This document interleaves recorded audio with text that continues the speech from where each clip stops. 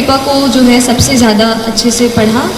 पहले Indian express मतलब पहले तो द हिंदू पढ़ती थी, फिर जब इंटरव्यू मेरा पास आया तो फिर मैंने द इंडियन एक्सप्रेस भी शुरू किया पढ़ना। और जो भी आप हिंदी माध्यम में अगर कुछ बच्चे दे रहे हो तो आप उस तरीके के न्यूज़पेपर पढ़ सकते हैं, लेकिन न्यूज़पेपर आप हमेशा पढ़ें, क्योंकि न्यूज़पेपर बहुत ज़्यादा अपने आप को चीज़ों को समझने में, हमारे आसपास एनवायरनमेंट में क्या चल रहा है वो पता करने के लिए आपको हेल्प करेंगे।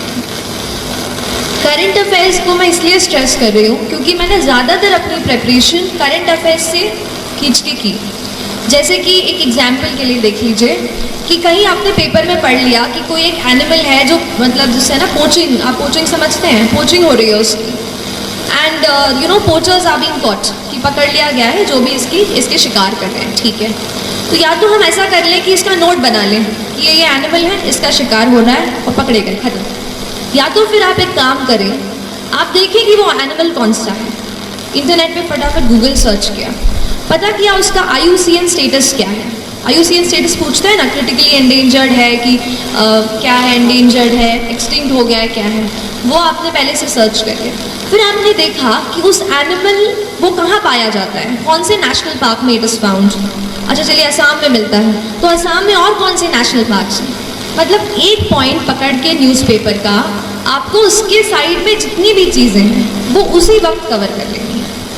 उससे होगा क्या, उस दिन का आपका एनवायरनमेंट का एक सेक्शन कवर हो जाएगा। ऐसा करके पॉलिटी हो गई, या फिर जो भी हम जैसे हम साइमल्टेनियस इलेक्शन के बारे में पढ़ते हैं, या फिर और भी प्रेसिडेंशियल पार्लियामेंट इलेक्शंस के बारे में पढ़ते हैं, उनसे रिलेटेड जो भी न्यूज़पेपर में आ रहा है, फिर आप उसकी और डीप में स्टडी करें, है ना। एक ये चीज़। जो दूसरा मेरा प्रिपरेशन का पिलर था वो था टेस्ट्स।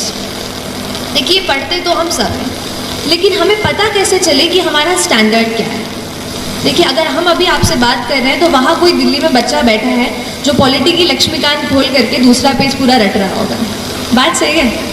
तो वो जो है ना, टाइम का हमेशा याद रखिए, टाइम हमेशा याद रखिए कि आपका टाइम सबसे ज़्यादा ज़रूरी है।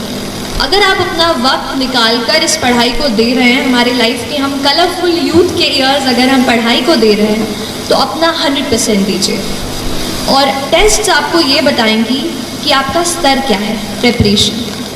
तो जो भी टेस्ट्स हों, चाहे भोपाल में, चाहे अगर आप दिल्ली से कोई फ़ोटोकॉपी मंगवा सकें, या जिस भी परीक्षा की आप तैयारी कर रहे हैं, ऑनलाइन अगर आपको कहीं टेस्ट्स मिलता है तो आप अपने आप को जांचते रहें। हर रोज़ 10 से 20 सवाल MCQ, या अगर रिटन हो तो मैं 1-2 आंसर्स रिटन जो बड़े अपने सब्जेक्टिव आंसर्स थे वो मैं 1-2 रोज़ लिखा करती थी।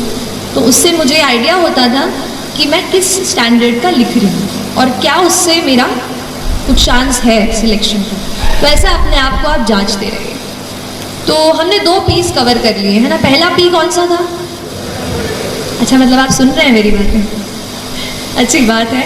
दूसरा था प्रिपरेशन। अब थोड़ा सा पी हो गया है तो M की बात कर लेते हैं। एक M मैंने जो हमें दिमाग में चीज़ जो है हमारे पुश करता है। अच्छा इसके पहले मैं M की तरफ आऊँ, एक चीज़ बताऊँगी कि किसी भी एग्ज़ाम की जब हम प्रिपरेशन करते हैं उसके 2 पहलू हैं। एक आप क्या पढ़ते हैं, कौन सी किताबें पढ़ते हैं, कितने टेस्ट लगाते हैं, कितने घंटे देते हैं, ठीक। दूसरा है एग्ज़ाम में कि आप मेंटली क्या सोचते हैं, क्या आप कॉन्फिडेंट हैं कि आप एग्ज़ाम क्रैक कर सकते हैं, आप साइकोलॉजिकली कितने स्ट्रांग हैं कि आपका मन नहीं कर रहा है उठने का पर फिर भी आप उठते हैं। वो चीज़ है आपका मेंटल करेज, और उसको आपको बिल्ड करना बेहद बेहद ज़रूरी है। मैं कहूँगी 60% ये मेंटल करेज है।